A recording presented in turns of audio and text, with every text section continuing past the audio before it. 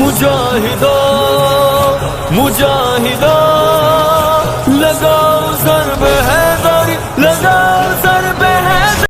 आप साहब इकराम की गलतियां क्यों पकड़ते हैं जबकि साहबा जन्नती हैं? आप हज़रत यूसुफ अलैहिस्सलाम के भाइयों की गलतियां क्यों बयान करते हैं जबकि वो जन्नती हैं?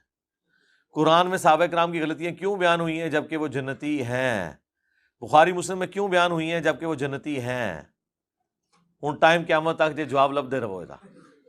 बिस्मिल्लाहिर्रहमानिर्रहीम। नाजरीन, आपने मौसूफ़ की गुफ्तगू समात फरमाई।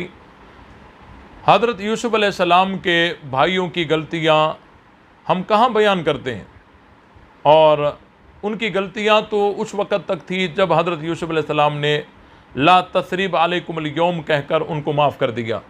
अल्लाह ताला ने भी माफ़ कर दिया और हज़रत यूसुफ अलैहिस्सलाम ने भी माफ़ कर दिया, तो हम कौन होते हैं कि उनकी गलतियाँ बयान करें। बाकी रही बात, सहाबा इकराम वो शख्सियात हैं जहाँ अल्फाज का चुनाव तो ज़रूरी है ही, लेकिन लब्बो लहजे का चुनाव भी ज़रूरी है। अगर लब्बो लहजा तो ही नामेज होगा तो ईमान के सलब होने का ख़तरा है। कहते हैं हम सहाबा की गलतियाँ इसीलिए बयान करते हैं, पकड़ते हैं कि कुरान में जो आई है, अगर यही तरीका अपनाया जाएगा, ये तो फिर सहाबा तो बाद की बात है, ये तो हुजूर अलैहिस्सलाम पर एतराज़ का दरवाज़ा खोल रहा है ये मिर्ज़ा। अगर कुरान में है और आपने बयान करनी है तो फिर आओ। नबी पाक सल्लल्लाहु अलैहि वसल्लम पर बहुत सारी जगहों पर अल्लाह ताला ने तंबीह करते हुए क्या ये नहीं फरमाया, मा कान लिनबिय्यिन अन यकुन लहू असरा हत्ता युस्खिन फिल अर्द तुरीदून अरद दुनिया। करो एतराज़ हुजूर अलैहिस्सलाम पर भी, क्योंकि कुरान में जो अल्लाह ताला ने तंबीह फरमाई है। क्या अल्लाह ताला ने हुजूर अलैहिस्सलाम के लिए ये नहीं फरमाया, अफ़ल्लाहु अन्का लिमा अदिनत लहुम हत्ता यतबय्यन लकल लज़ीना सदक़ू व तअलमल काज़िबीन। करो एतराज़, करो जुर्रत हुजूर अलैहिस्सलाम पर भी, क्योंकि कुरान में जो आया है। क्या अल्लाह ताला ने कुरान मजीद में हुजूर अलैहिस्सलाम को तंबीह करते हुए ये नहीं फरमाया, या अय्युहन नबिय्यु लिमा तुहर्रिमु मा अहल्लल्लाहु लक तब्तगी मर्ज़ात अज़वाजिक वल्लाहु गफ़ूरुर रहीम। ए मेरे महबूब, क्यों हराम किया तूने उसको जो हलाल किया अल्लाह ताला ने तेरे लिए अपनी बीवियों की रज़ा को चाहते हुए। करो एतराज़ हुजूर अलैहिस्सलाम पर भी, क्योंकि कुरान में जो आया है।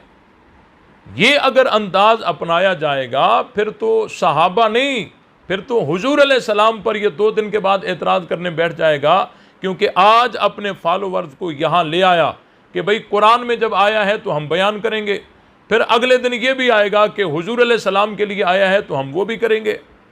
भाई अल्लाह ताला अहकमुल हाकिमीन है और पूरी मखलूक अल्लाह ताला से कम मर्तबे में है। अब अल्लाह ताला की मर्ज़ी है अपने बंदों में से जिसके साथ भी जिस लब्बो लहजे में गुफ्तगू करे, जिन अल्फाज के साथ गुफ्तगू करे, अल्लाह ताला से कोई पूछने वाला नहीं है। लेकिन इसका मतलब ये भी हरगिज़ नहीं है कि अल्लाह ताला ने जो बयान किया है तो हर बाजारी आदमी खड़ा हो जाए कि भाई अल्लाह ने जो बयान किया है। भाई देखो, अगर बादशाह अपने वज़ीरों को, मुशीरों को अपने सख्त लहजे में डांटता है तो इसका मतलब ये हरगिज़ नहीं होता कि बादशाह जो डांट रहा है तो अब जो बाजारी आदमी है वो भी खड़ा हो जाए और वज़ीरों पर ज़बान दराजी करे।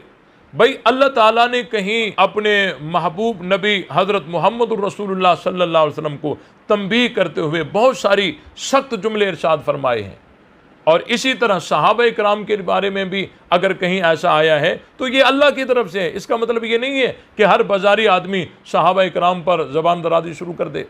बाकी सहाबा इकराम की जो खताएँ हैं, आपके इल्म में होना चाहिए कि सहाबा इकराम की जो खताएँ हैं वो नबी पाक सल्लल्लाहु अलैहि वसल्लम के दौर की वो दौरान तरबियत हैं, और दौरान तरबियत वाली ख़ता अगर कोई उठाकर उस पर एतराज़ करता है तो ये फिर चल नहीं सकता।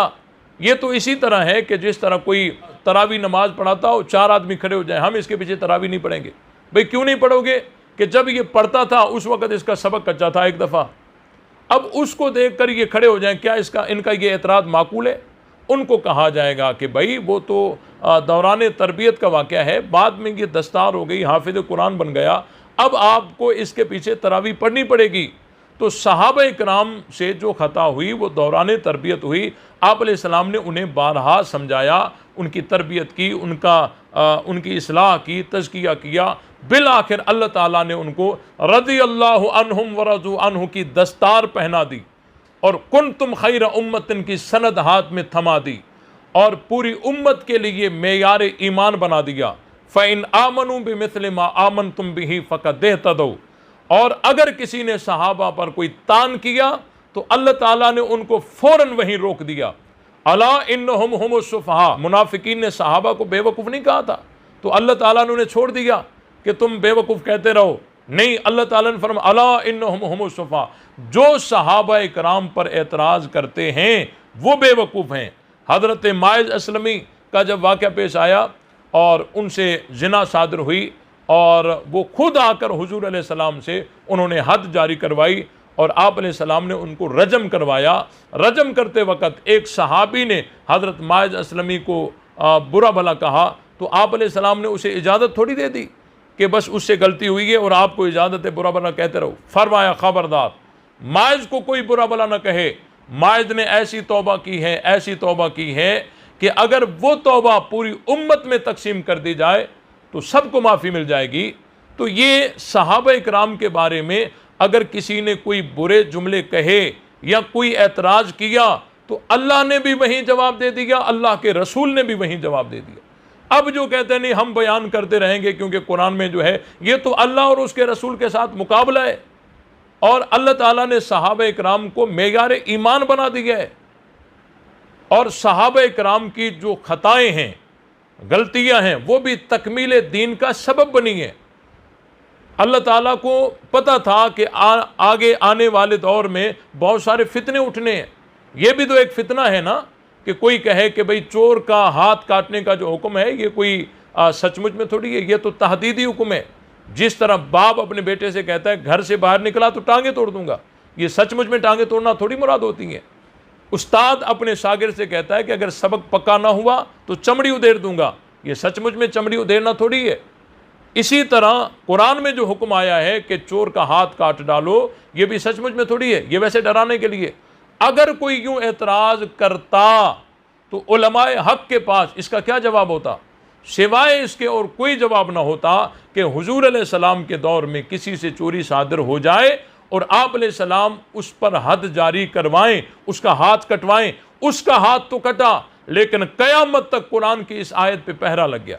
अब कोई दूसरा मफहूम पेश कर सकता नहीं है। अब देखें सहाबा से जो खता हुई वो तकमील दीन का सबब बनी है और अल्लाह ताला ने कुरान मजीद में ये नहीं फरमाया वमन युशाकिर रसूल मिन बाद मा तबय्यन लहुल हुदा व यत्तबि गैर सबीलिल मुमिनीन, जो रसूल की मुखालिफत करे हुदायत के खुल जाने के बाद और मोमिनीन के रास्ते को छोड़कर दूसरे रास्ते पे चले। यहां वयत्तबे गैर सबील रसूल भी तो हो सकता था, सबीलिल्लाह भी तो हो सकता था, लेकिन अल्लाह ने वयत्तबे गैर सबीलिल मुमिनीन, तो उस वक़्त मोमिनीन कौन थे? सहाबा इकराम थे। तो सहाबा इकराम के रास्ते को छोड़कर कोई दूसरे रास्ते पे अगर चलता है तो अल्लाह ताला ने उसको जहन्नमी बताया है। तो सहाबा इकराम तो मेयार ईमान हैं, अल्लाह ताला ने उनको मेयार ईमान बना दिया। अब किसी को इजाज़त नहीं है कि सहाबा की साबका ख़ताएँ बयान करे, और जो सहाबा की ख़ता है अगर हुई है, बहुत सारी तो चीज़ें ऐसी हैं जो मनगढ़ंत और यहूदी रिवायात की बुनियाद पर सहाबा की तरफ मंसूब की गई हैं, वो हैं ही नहीं। और बहुत सारी चीज़ें ऐसी हैं जो सहाबा ने इज्तिहादन अमल किया, अगर वो खता पे चले गए तो अल्लाह ताला ने उनको एक अजर दे दिया, सवाब दे दिया। और अगर कोई खता वाकई है भी सही तो उनके साथ तौबा लगी हुई है, और गुनाह के साथ जब तौबा लग जाए तो गुनाह मर जाता है और मर कर वो ज़ाया नहीं हुआ। फ़उलाइका युबद्दिलुल्लाहु सय्यिआतिहिम हसनात, वो तो अल्लाह ताला ने उनकी खताओं को तो नेकियां बना दिया। अब इस दौर तक तो वो गुनाह रहे ही नहीं, वो तो नेकियां बन गई।